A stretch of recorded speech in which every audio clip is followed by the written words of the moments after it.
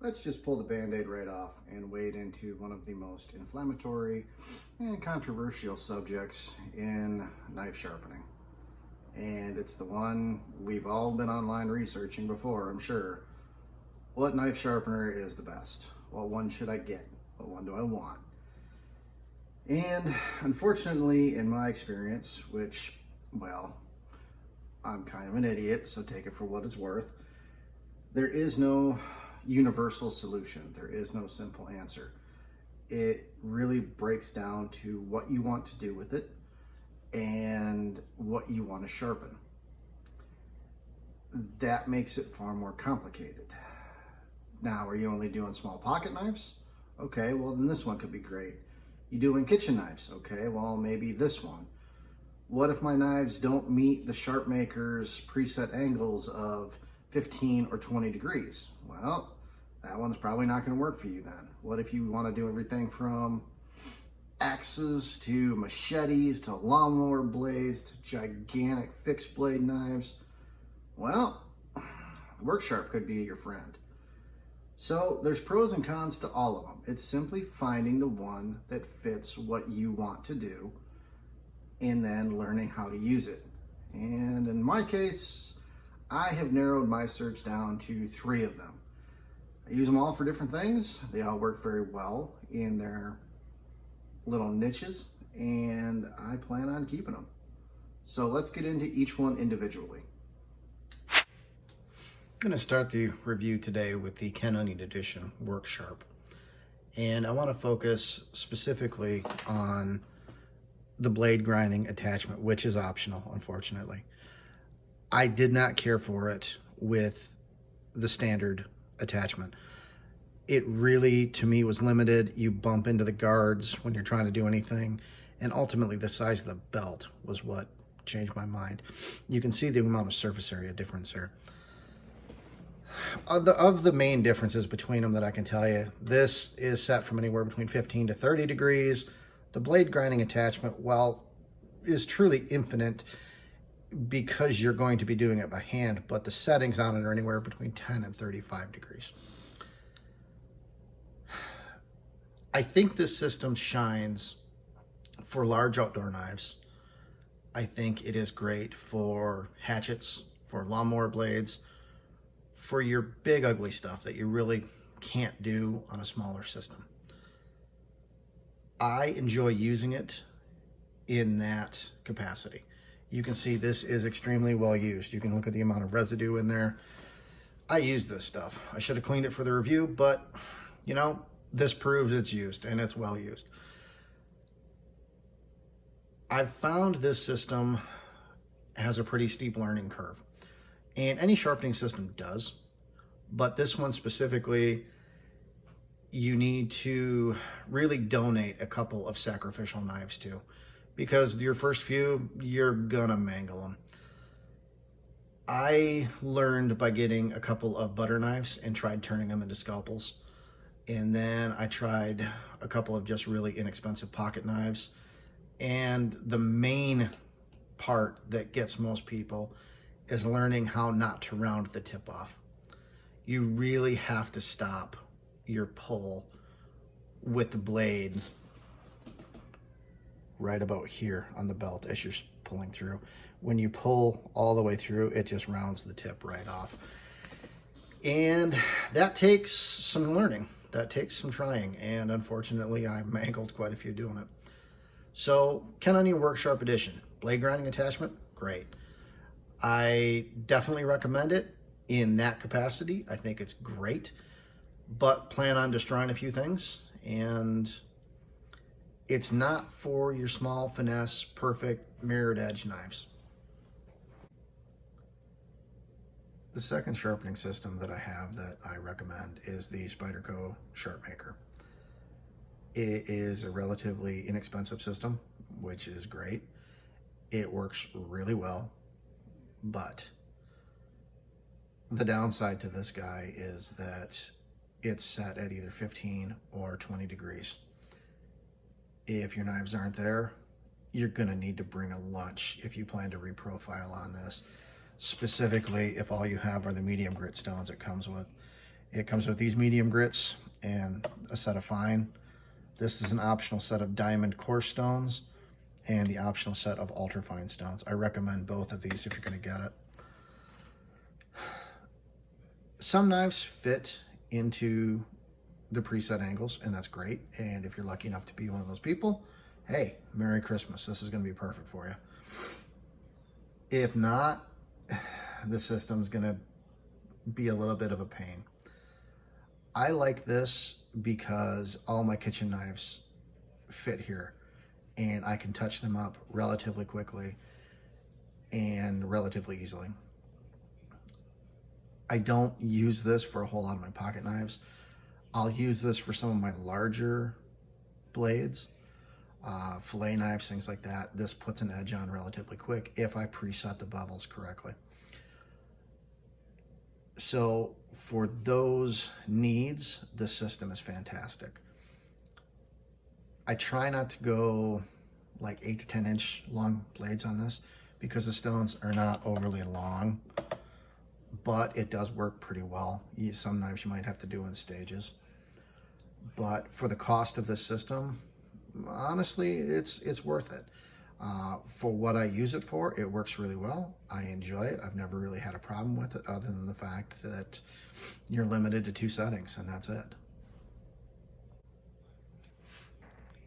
On to the third and final sharpening system. This is the Kme Sharpening System. This is not only the one that I use the most, this is quite honestly the one that I enjoy using the most. I really like the results I get from the system. It's very modular, which is good and bad. Allows you to start off with a pretty modest investment and slowly work your way into it. The bad is there's always new stuff that you tell yourself you have to have. At least I do.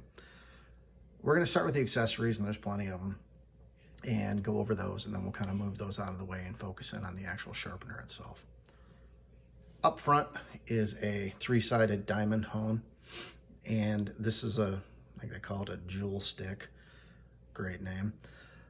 This is made for more recurved blades, karambits, things like that. Helps get into the curved radius. Here is a bunch of different kangaroo leather strops, and this is all the compound that you put on them. There's several different compounds. There's all kinds of different stuff. There's even, and I kid you not, this is called Smurf poop. I just had to include that. These work exceptionally well. I'm really a big fan of those. It lasts a long time. This little bottle of compound lasts forever. Not cheap, great investment. Really, the strops last almost forever. I've never killed one, and I've got some that look like my dogs chewed on them. Over here, we have a bunch of different diamond stones. We've got anything from diamond stones to standard stones. There's wet stones you can buy. I've tried wet stones. I don't know. They're okay. They make more of a mess. I don't feel like dealing with it. This is an Arkansas translucent stone. It's a great add-on stone. And these little guys here, I'm a big fan of. That is actually a chunk of glass that has a sticker, for lack of a better term, film put over top of it that has a certain grit level on it. And it's really flat, it's really perfect, and it really allows you to work into that mirrored edge that is such the cool bragging point, you know, that everybody has to have. I like the diamond stones, recommend them. I don't use the standard stones at all. I use the diamond, I use the strops, I use the lapping glass stones, and I use the Arkansas translucent. So I definitely recommend all of those. The last thing from an add-on standpoint is going to be this little guy here, and that is a angle gauge, and that tells you exactly where you're at, because the sharpener does have numbers printed on the side of it to tell you where you're at, but it's so dependent upon how shallow or deep you set your knife in the jaws right here. we'll get into that in a minute. Let me clear all this stuff out of the way and we'll continue. This is the actual sharpening system, the Kme now. And this is the reason why I really like adding on this gauge, because it gives you an actual angle measurement so you can remember it for the next time and keep everything as consistent as you want, because this gives you a proper angle here until you start playing with how deep or shallow your knife is set into these jaws. So you never really know, using the numbers printed here, where exactly your knife is actually at. So this little add-on gauge really truly to me is invaluable. I recommend that a lot. There's all kinds of different ones. There's analog ones, there's digital ones. Whatever blows your hair back, you know, grab one. I like this one because it's big, it's bright, it's easy to see, and it just works for me. So there's that. This system, I've done knives up to about 1/4 of an inch thick. I really haven't done too much, a whole lot bigger. Stone fits in here, and then you move it up and down. One trick I've learned is to put a drop of oil on each side of here to help with the wear. There's a couple little nubs that hold it into place, and doing that will gain you a lot of longevity. And just make sure the screws on it are tight. Other than that, I have done a lot of sharpening with this system, and I truly like it more than any other system I've tried. And I've tried almost all of them. I've tried the lower end, the Lansky stuff. I've tried the really expensive, I can't even think of the names of them now. The one that comes on a marble slab. I'm drawing a complete blank with it.